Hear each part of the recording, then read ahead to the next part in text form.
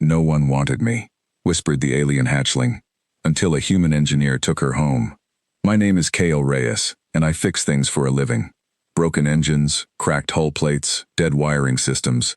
If it was once working and now it is not, someone calls me. I never thought that one day, the thing I would fix would be a living creature, and that fixing her would change my whole life. I worked on a salvage ship called the Long Reach. Our job was simple. We flew to wrecked ships, dead stations, and broken satellites, and we took whatever was useful. Metal, fuel cells, old computer cores, anything that could be sold or reused. Most days were quiet. Most days were boring. I liked it that way. Quiet days meant no surprises. Then we found the drifting ship. It was large, dark, and silent, floating alone in a stretch of empty space far from any trade route. Our sensors picked it up almost by accident. At first, we thought it was just another piece of space junk, the kind we passed all the time. But when our captain, a sharp and careful woman named Sarah Voss, ran a deeper scan, she found something strange. The ship still had a small amount of power running through it. Something inside was still alive. Could be automated systems, said our navigator, a calm man named Rojas. Old power cells sometimes take years to fully die. Could be, Captain Voss said, but I want a team to check it before we touch anything. If there is life support running, there might still be someone in there. I was part of the boarding team. Not because I wanted excitement, but because someone needed to check the ship's mechanical systems, and that someone was usually me. I put on my suit, checked my tools, and followed Rojas and two others through the cold, silent halls of the derelict ship. The ship was unlike anything human hands had built. The walls curved in soft, organic shapes, like the inside of a shell. The corridors were narrow, made for smaller bodies than ours. Strange symbols covered the walls, symbols none of us could read. Later, we would learn this ship belonged to a species called the Etheri, a race we had only heard about in old reports and rumors. No one on our crew had ever seen one in person. We moved carefully through the dead ship, our lights cutting through the darkness. Most rooms were empty, stripped of anything useful, as if the crew had left in a hurry a long time ago. But one section of the ship still had power. A soft, dim light glowed from behind a sealed door. This must be it, Rojas said, checking his scanner. Life support signal is coming from in here. The door was locked, its systems old and slow to respond. I stepped forward, because doors were my job. I ran my scanner over the lock, found the wiring pattern, and after a few minutes of careful work, the door slid open with a tired, groaning sound. Inside was a small room filled with strange pods, like large eggs made of dark material. Most were empty, some clearly damaged and cold. But one pod near the back still glowed with a faint light, and there was a soft humming sound coming from it, like a tiny life support system trying its best to keep something alive. I walked closer and looked through the small clear window on the pod. Inside was a creature, curled up tightly. It looked reptilian and feathered at the same time, with pale, thin scales and small folded wings. It was clearly a baby, a hatchling, though I did not know its species yet. Its eyes were closed, but I could see its small chest rising and falling. It was breathing. It was alive. On the side of the pod was a symbol I did not understand, marked in a red color that looked like a warning. I did not know then that this symbol meant the creature inside had been marked as not fit to survive, left behind on purpose by its own people. "We have a live one," I said over the comms, my voice shaking a little. Captain Voss's voice came back sharp and cautious. "Do not open it. Repeat. Do not open the pod. We do not know what species that is, or if it is dangerous. Xenobiology protocol says we scan first, report to Fleet Command, and wait for instructions." I understood the rule. I really did. But as I stood there, looking at that small creature curled up alone in the dark, something in me refused to just walk away and leave her sealed inside a pod, alone in a dead ship, waiting for a fleet ship that might take days or weeks to arrive. Then the humming sound changed. The pod's light flickered, and a small, weak voice came out, not from a speaker, but somehow through the air itself, like a whisper carried on wind that was not there. My suit's language system, still learning, picked up fragments and translated them into broken words in my ear. "No one wanted me," the voice whispered, "too small, too weak, left behind." I stood frozen for a moment. Whatever this creature was, she was not just alive, she was aware. She knew she had been left behind. "Kale," Rojas said carefully, "step back from the pod." I did not step back. Instead, I knelt down beside it, and though I knew she probably could not understand my language yet, I spoke anyway. "You're not alone anymore," I said quietly. "I'm here." I do not know if she heard me or understood me, but the small light inside the pod flickered once more before going dim, as if she had used the last of her strength just to speak those first words to someone who might listen. Back on the Long Reach, there was a serious argument about what to do with her. Our ship's doctor, a careful and thoughtful woman named Dr. Amara Singh, examined the pod's readings and confirmed the hatchling was alive, though weak and undernourished.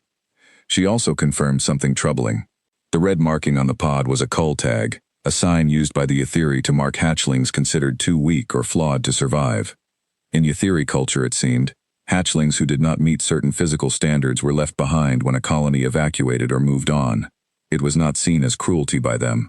It was simply their way of surviving hard times, saving resources for the strong. She was left to die, Dr. Singh said quietly, on purpose. The words hit me harder than I expected. I thought about all the times in my own life when I had felt like the leftover, the extra one nobody wanted. I grew up in a crowded foster house on a run-down colony world, one of many kids who came and went, never really belonging anywhere for long. I knew what it felt like to be seen as too much trouble, not worth the effort. I never forgot that feeling, even after I grew up and built a life for myself as an engineer. Captain Voss called a meeting in the common room. Most of the crew was there, along with Dr. Singh and myself. Fleet Command protocol is clear, Voss said. Any unknown alien life form found aboard a derelict vessel must be reported and handed over to a research and quarantine facility. That is the safe choice, for us, and for her. With respect, Captain, I said. Handing her over to a research facility does not sound much better than what her own people did. She would just be another specimen in a cage, studied instead of cared for. We don't know that, Voss said, though her voice did not sound fully certain either. We don't know it isn't true either, I said. Dr. Singh spoke up. Her body is very weak. Long transport to a research station could kill her before she even arrives. If she stays here, I can care for her directly. I can monitor her daily. Rojas crossed his arms. And if she grows up to be dangerous? We don't know anything about this species' full biology. Then we learn, I said, carefully, slowly, like we do with anything unknown. But we don't throw her away just because we're scared of what we don't understand yet. The room went quiet for a moment. I could see Voss thinking, weighing the risks against something else, something harder to measure. Maybe she was thinking about her own reasons too, reasons she never fully explained to me.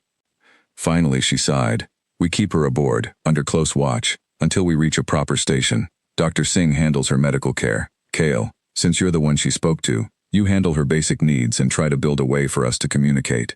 But if anything about this becomes dangerous, we follow standard protocol immediately. Understood? Understood, I said, relief washing over me.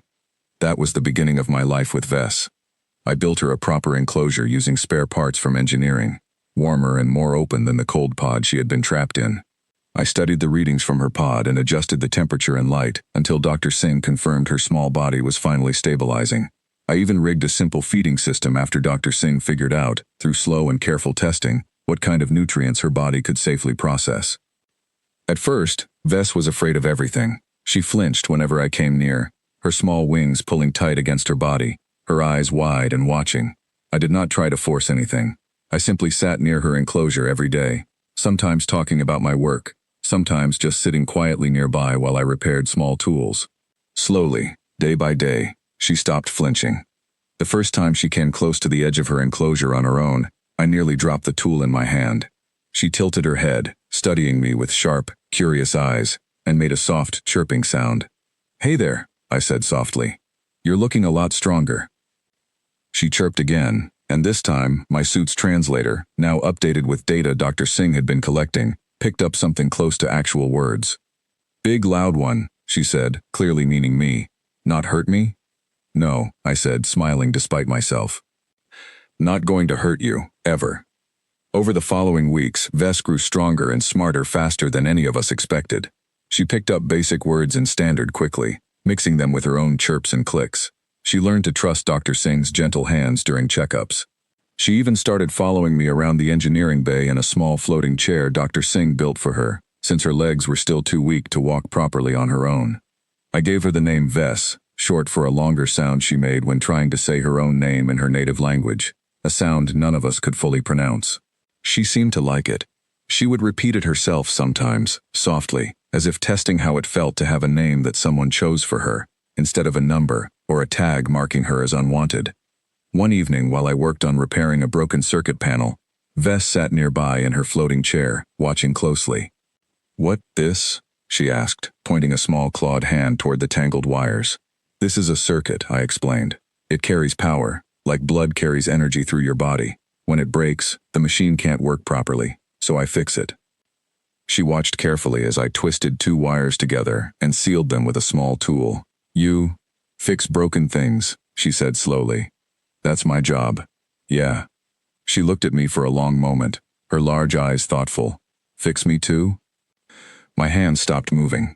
I looked at her, this small creature who had been left behind by her own people simply for being different, for being small, for being seen as broken. "You're not broken, Vess," I said gently.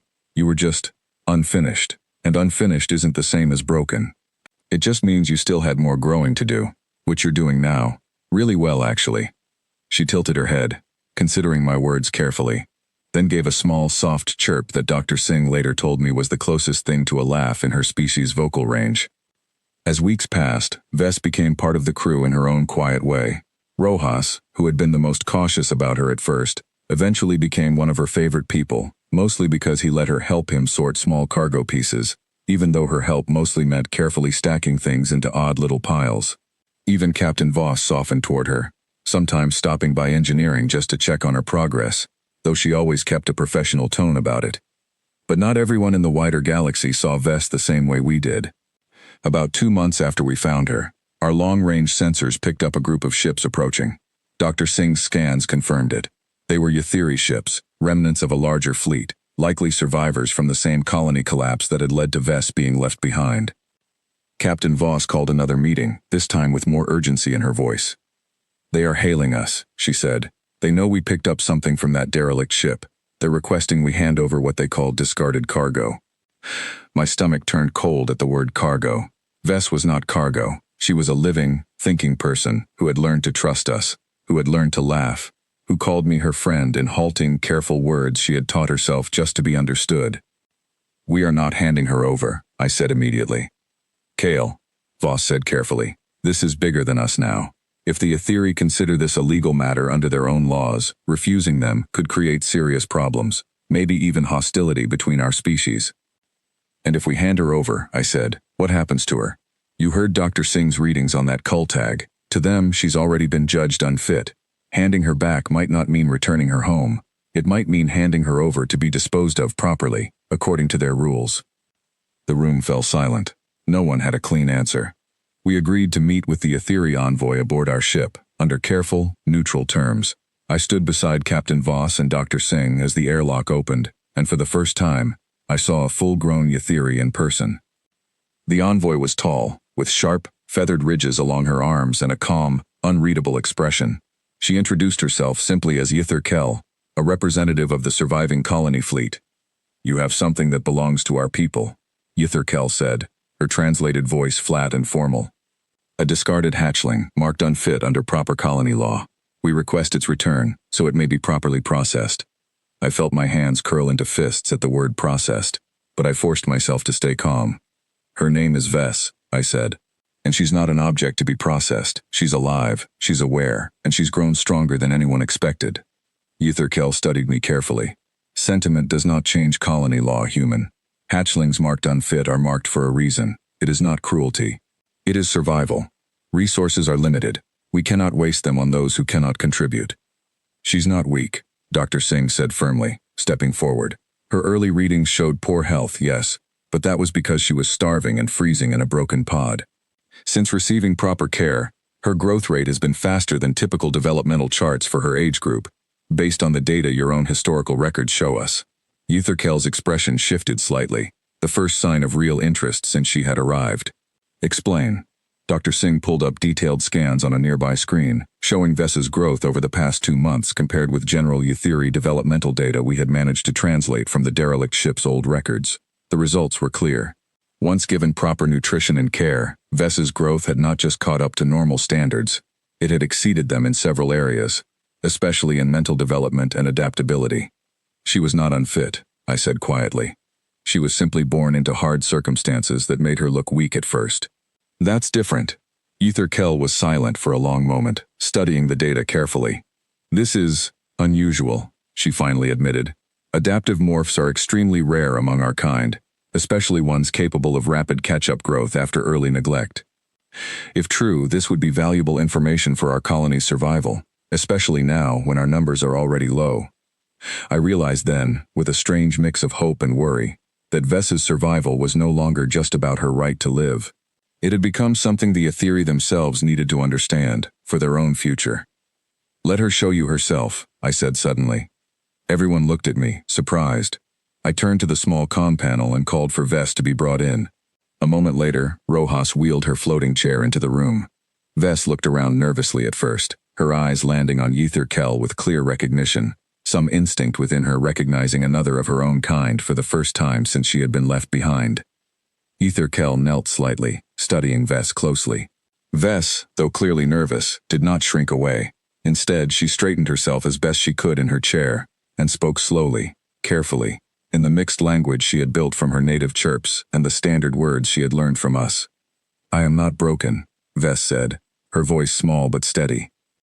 "I am unfinished, still growing. Kale says unfinished is not the same as broken." Ether Kell was quiet for a long moment, her sharp eyes moving between Vess and myself. "You taught her this?" she asked me. I told her the truth, I said. "That being small or weak at the start doesn't mean staying that way forever. Everyone needs time and care to grow into what they're capable of becoming. Even machines need proper maintenance to reach their full potential. Living beings are no different." Ether Kell straightened, turning fully toward Captain Voss. "I must report this to our colony council," she said. "The data your doctor has shown us, and the clear proof standing before me, challenges assumptions our people have held for many generations.